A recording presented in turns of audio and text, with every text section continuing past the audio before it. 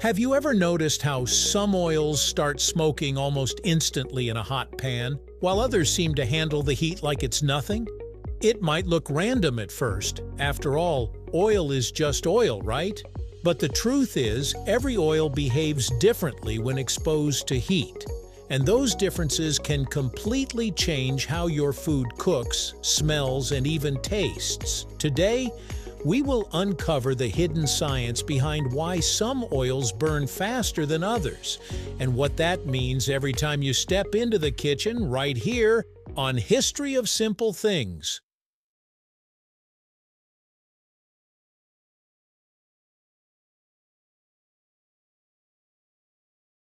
At the heart of this mystery is something called the smoke point. This is the temperature at which an oil begins to break down and produce visible smoke. Once an oil reaches this point, it's no longer just heating, it's chemically changing. The structure of the oil starts to degrade, releasing compounds that can affect both flavor and safety. That's why when oil burns, it doesn't just smell bad. It actually is breaking apart at a molecular level. But why do different oils have different smoke points? The answer lies in what they're made of. Oils are composed of fats, and these fats come in different forms, mainly saturated, monounsaturated, and polyunsaturated fats. Each type reacts differently to heat. Saturated fats, which are found in oils like coconut oil, tend to be more stable. Their molecular structure is tightly packed, which makes them more resistant to breaking down under heat.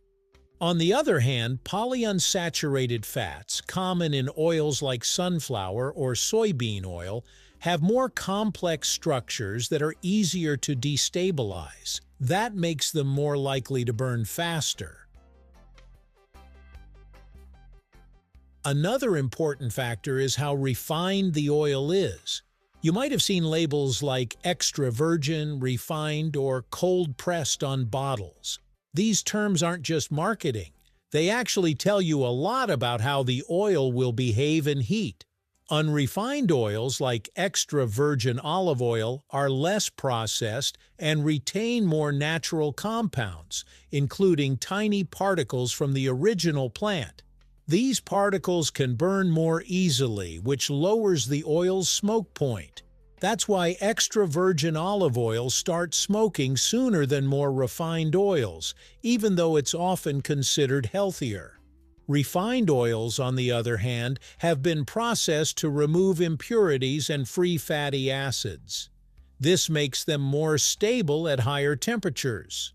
For example, refined vegetable oil or canola oil can typically handle much higher heat before smoking. This is why they're often used for frying or deep cooking, where temperatures can climb quickly. But there's more going on than just smoke. When oil burns, it also begins to oxidize. This means it reacts with oxygen in the air, forming new compounds that can change the taste and aroma of your food. Ever tasted something that seemed bitter or slightly off after frying? That could be oxidized oil at work. The faster an oil oxidizes, the quicker it will degrade and, yes, burn. Interestingly, even the age and storage of oil can affect how fast it burns. Oils that have been sitting around for a long time, especially if exposed to light or air, can already be partially oxidized before you even use them. This lowers their stability and makes them burn faster when heated. That's why fresh oil often performs better than old oil, even if they're technically the same type.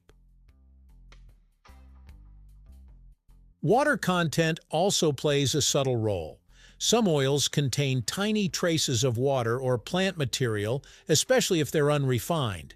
When heated, these impurities can cause the oil to sputter and heat unevenly, leading to localized burning. It's a small detail, but it contributes to why some oils seem more temperamental in the pan. Then there's the role of free fatty acids. components that naturally exist in oils but increase as oil degrades. Oils with higher levels of free fatty acids tend to have lower smoke points. This is another reason why refined oils, which remove many of these compounds, can withstand higher temperatures. What's fascinating is that the way you use the oil also matters. If you're cooking on very high heat, like stir-frying or searing, you'll need an oil with a high smoke point. Otherwise, the oil will start to burn before your food is even properly cooked. But for low to medium heat cooking or even for dressings, lower smoke point oils can work perfectly well and even add more flavor. This is why chefs often choose oils very carefully depending on the dish. It's not just about taste, it's about performance. An oil that burns too quickly can ruin a dish, leaving behind a smoky flavor that wasn't intended. On the flip side, using a high smoke point oil for delicate dishes might mean missing out on the nuanced flavors that less refined oils provide. There's also a visual clue you can watch for while cooking. As oil approaches its smoke point, it starts to shimmer more intensely. This shimmering is a sign that the oil is getting close to breaking down. Push it a little further, and you'll see thin wisps of smoke rising. That's your signal that the oil has crossed the line.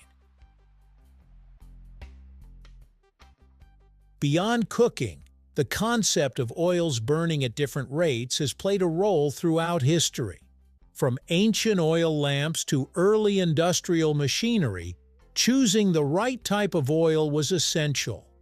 Oils that burned too quickly would produce too much smoke or not last long enough, while more stable oils provided consistent, longer-lasting flames. In a way, understanding oil stability has always been part of human innovation. Today, the science is clearer than ever. We know that the combination of fat structure, refinement, impurities, oxidation, and even storage conditions all work together to determine how quickly an oil burns. It's not just one factor, it's a balance of many. Thank you for watching.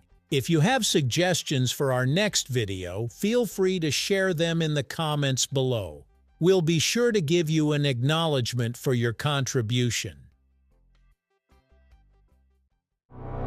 Thank you for joining us on this journey through the history of simple things. Don't forget to like, subscribe, and stay tuned for more stories woven through the smallest details.